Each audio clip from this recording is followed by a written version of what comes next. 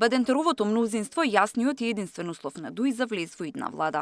Одлуката усвоена на партискиот конгрес денеска беше потврдена на брифинг со лидерот Али Ахмети и дел од новото раководство. Тој бара изборот на владата се врши со двојно мнозинство, како и примената на Бадентеровиот принцип при поништување закони во Уставниот суд.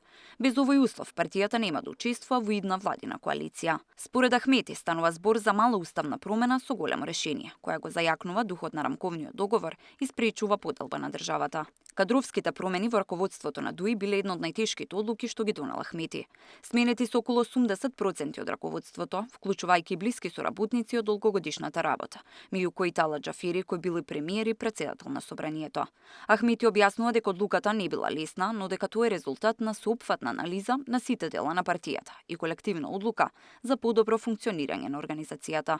Старите кадри нема да бидат исфрлени, туку ќе продолжат да придонесуваат преку Национален совет и Комитет на ветерани.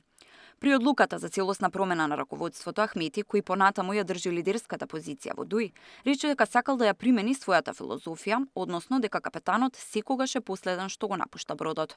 Но до кога ќе продолжи да го држи кормилото не открива. Иако ова му е пети мандат на чело на партијата, Ахмети најавува дека ќе се повлече кога бродот ќе стигне до брегот, без да прецизира кога и каде е тој брег. На пролет партијата ќе одлучи за својот идеолошки профил, дали ќе се позиционира лево или десно на политичкиот спектар, што ќе отвори ново поглавје во нејзиното действување.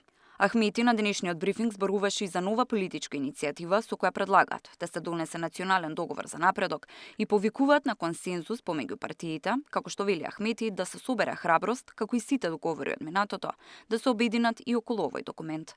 Тамара Дичевска, Сител телевизија.